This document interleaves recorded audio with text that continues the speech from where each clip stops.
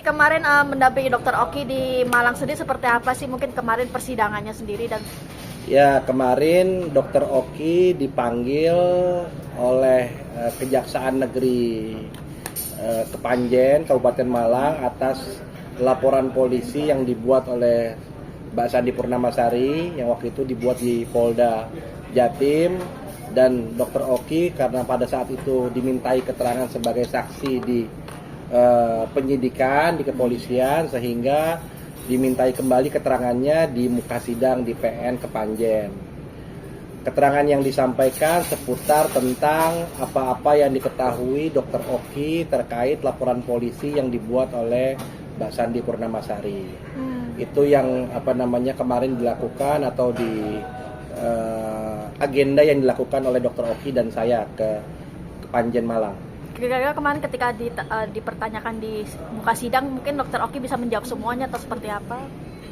Kemarin saya juga ikut melihat persidangan. Saya melihat bagaimana Dokter Oki ditanyakan oleh 3 sisi. Yang pertama dari kejaksaan, yang kedua dari penasehat hukum maupun terdakwa, dan yang ketiga dari majelis hakim.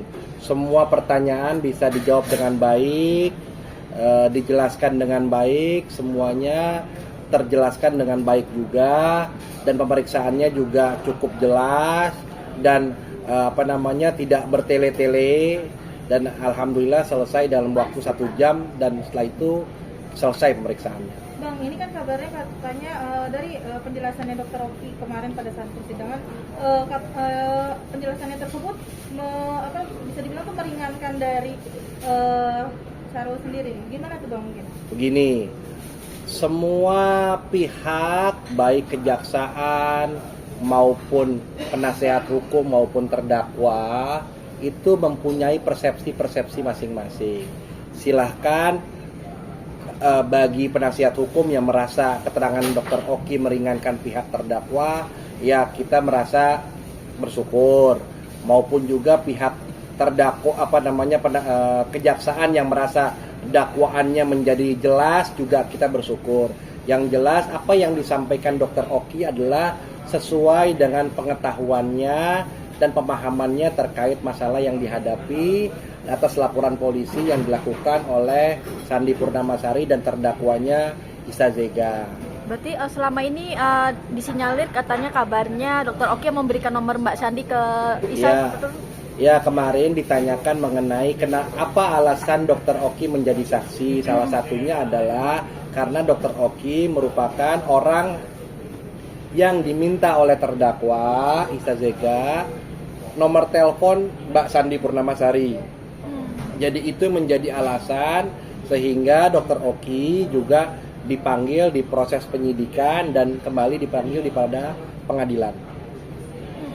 Bang, mungkin kemarin pada saat proses persidangan tersebut dari Dokter Oki, mungkin penjelasan ada nggak sih yang menyudutkan beliau gitu pada saat ditanyakan di persidangan, Bang, dari pertanyaan-pertanyaan JPU atau dari majelis hakimnya? Kalau menurut saya semua pertanyaan-pertanyaan semuanya tajam. Artinya baik ke kejaksaan, JPU maupun penasehat hukum maupun majelis hakim, semua pertanyaannya tajam. Kenapa tajam? Karena masing-masing pihak bekerja profesional untuk menentukan apa yang menjadi tugas pokoknya dan nantinya akan membuat suatu keputusan. Baik kalau dalam JPU dalam hal ini berbentuk tuntutan maupun dalam pembelaan mau versi penasihat hukum dan putusan untuk majelis hakim. Jadi semua ketiga pihak itu bertanya dengan tajam. Tidak ada rasa Dokter Oki merasa disudutkan oleh pihak manapun. Jadi Dokter Oki menjelaskan sesuai dengan pengetahuannya. Berarti Bang, pembicaraan antara kedua belah pihak, Dokter Oki dan Isa Zega ini terpusat pembicaraan mengenai Mbak Sandi. Benar adanya pembicaraan soal kata-kata soundship itu yang membuat Mbak Sandi juga merasa tidak terima atau seperti apa sih Bang? Ya, itu juga ditanyakan mengenai pembicaraan soundship segala macam.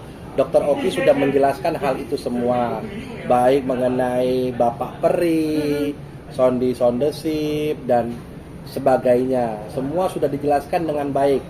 Artinya saya juga tidak mau apalagi memberikan persepsi-persepsi lain sehingga nanti membuat bias atau kabur, sehingga nantinya ada pihak-pihak yang merasa dengan keterangan saya ini menjadi merasa keterangan Bang Ramzi malah menjadi membiaskan suatu keterangan yang sudah disampaikan Dr. Oki di muka sidang. Oke. Bang, mungkin Apa? memperjelas saja ya Bang, di sini Abang posisinya sebagai kuasa hukum Dr. Oki atau seperti apa Bang? Jadi saya adalah kuasa hukum Dr. Oki dalam kapasitas saya sebagai managing partner di law firm saya Wibawa Ramzi and Associate sejak 2022. Jadi sudah hampir 3 tahun law firm saya dan perusahaan Dr. Oki bekerja sama. Dan kemarin pada saat di Kepanjen Dr. Oki menghubungi saya karena saya corporate lawyer dari Bening Klinik Indonesia dan Dr. Oki juga, sehingga saya diminta untuk menemani beliau di PN Kepanjen. Artinya ini hanya sebatas di Malang kemarin aja ya Bang? Ya, hanya kapasitas saya sebagai di Malang saja. Bang, kemarin selama persidangan yang abang lihat seperti apa sih berjalannya persidangan kemarin? Berjalan persidangan kemarin baik, saya pikir semuanya baik. Semua saling saling mencoba mencari sebuah keterangan yang seutuh-utuhnya, baik kejaksaannya, JPU-nya maupun pengacaranya Isa Zega. Isa Zeganya juga sempat bertanya juga, dan majelis hakim juga sama, sehingga akan menghasilkan putusan yang sebaik-baiknya. Mungkin ada gestur dari Iza Zega yang mungkin merasa shock artinya Dr. Oki dihadirkan atau seperti apa? Saya pikir Isa Zega sudah mengetahui hal itu. Kenapa saya bilang demikian? Karena dalam berkas perkara, ketika perkara itu sudah P21, penasehat hukum maupun terdakwa sudah melihat siapa-siapa saja yang akan menjadi saksi. Sehingga kalau shock tidak mungkin karena sudah tahu siapa aja yang jadi saksi. Saya pikir begitu. Ada pertanyaan yang mungkin sulit dijawab oleh pihak. Semua dijawab dengan baik oleh Dr. Oki. Dan semua saya rasa puas dengan pertanyaan-pertanyaan yang diajukan dan jawaban yang diberikan oleh Dr. Oki. Oke. Gimana teman media? Oke? Bang, mungkin selain bisa bilang mendampingi Dr. Oki di persidangan kemarin, akankah nanti ke depannya terus mendampingi Dr. Oki? Bang, apalagi kan bisa dibilang kan Dr. Oki sempat beberapa ada dilaporkan juga menjadi beberapa saksi, Bang. Jadi begini, saya ingin menjelaskan ke teman media, ini pertanyaannya bagus.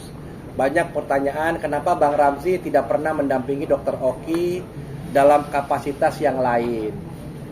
Dalam kapasitas laporan di Polda Metro Jaya, di mana korbannya adalah Dr. Reza Gladys, saya juga merupakan corporate lawyer dari Glavixia.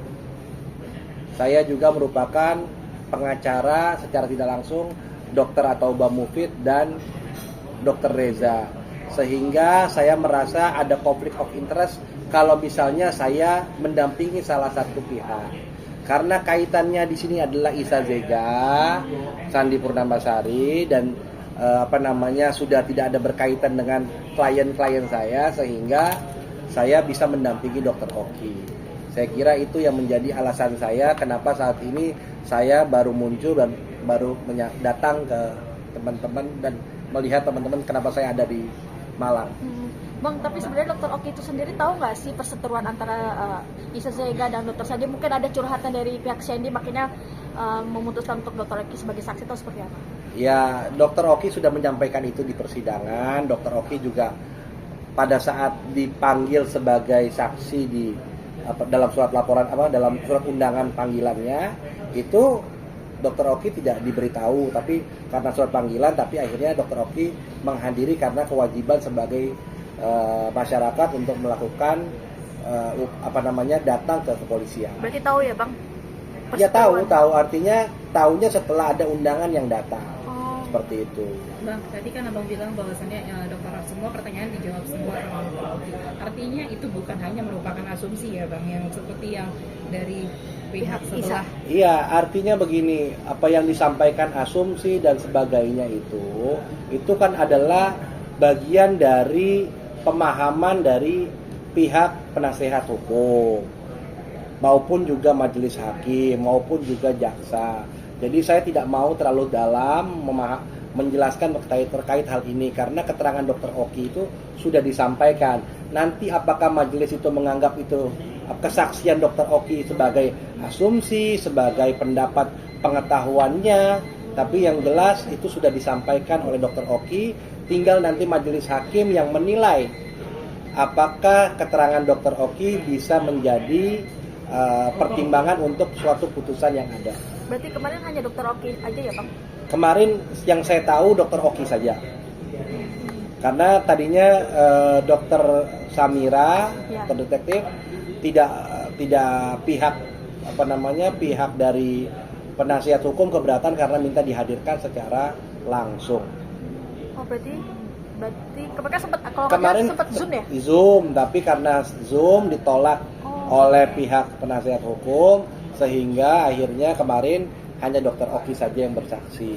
Dan kita juga setelah memberikan kesaksian, kita langsung meninggalkan ruang sidang. Saya juga tidak tahu kapan ditundanya lagi dan agenda berikutnya apa. Tidak tahu. Yang jelas kita sudah memberikan keterangan di muka sidang dan dianggap cukup oleh ketiga belah pihak sehingga Dr. Oki sudah menjalankan kewajibannya sebagai warga negara. Oke, teman-teman media.